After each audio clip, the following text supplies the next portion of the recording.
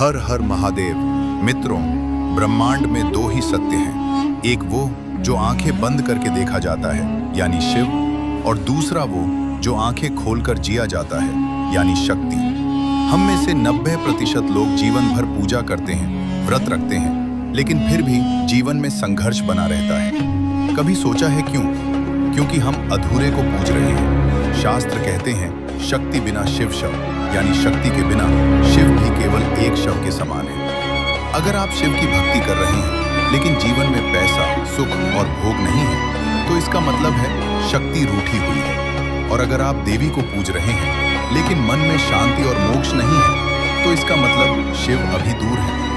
आज इस वीडियो में मैं आपको उस महामिलन का मंत्र देने जा रहा हूं जिसे अर्धनारीश्वर विज्ञान कहा जाता है। ये कोई साधारण मंत्र नहीं है, ये वो चाबी है जो स्वर्ग और पृथ्वी दोनों के ताले एक साथ खोलती है। अगले कुछ मिनट अपने जीवन के सबसे महत्वपूर्ण पल मानकर सुनिएगा, क्योंकि आज अधूरापन खत्म होने वाला है। मित्रों, सबसे पहले ये समझना जरूरी है कि आखिर ये मंत्र काम कैसे करता है।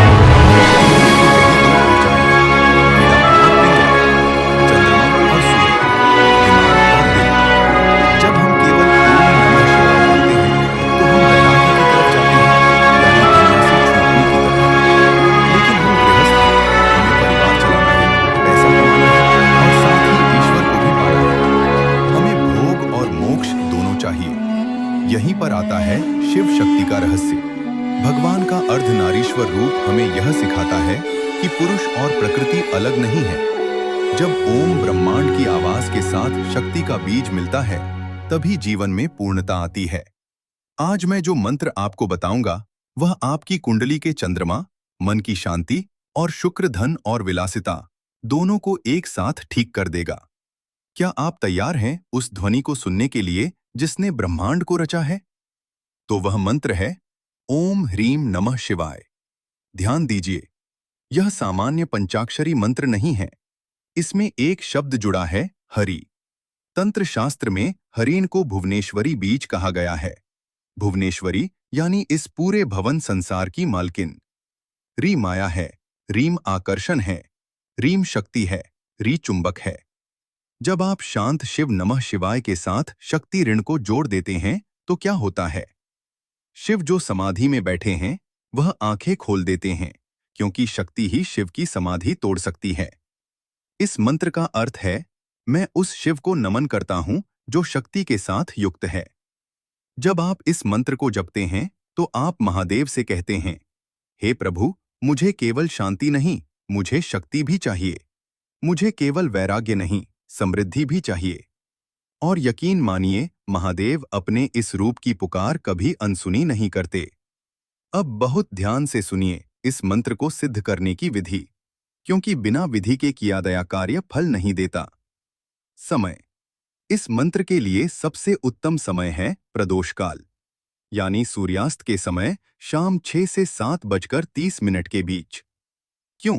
क्योंकि यही वह समय है जब दिन और रात मिलते हैं, शिव और शक्ति मिलते हैं। आसन और दिशा। पूर्व ईस्ट या उत्तर नॉर्थ दिशा की ओर मुख करें। आसन ऊनी होना चाहिए, क्योंकि ऊर्जा को जमीन में जाने से रोकना है। माला। इसके लिए रुद्राक्ष की माला सबसे श्रेष्ठ है, लेकिन अगर आपके पास स्फटिक की माला है तो वह सोने पर सुहागा है, क्योंकि स्फटिक शक्ति का प्रतीक है और रुद्राक्ष शिव का। मानसिक न्यास सबसे जरूरी। जाप शुरू करने से पहले आंखें बंद करें। अपने शरीर के दाएं भाग राइट साइड में महादेव को महसूस करें। भस्म लगाए हुए, शांत और शरीर के बाएं भाग लेफ्ट साइड में माता पार्वती को महसूस करें। श्रृंगार किए हुए, दयालु। महसूस करें कि आपका शरीर ही मंदिर बन गया है। जाप संख्या कम से कम 5 माला या 11 माला।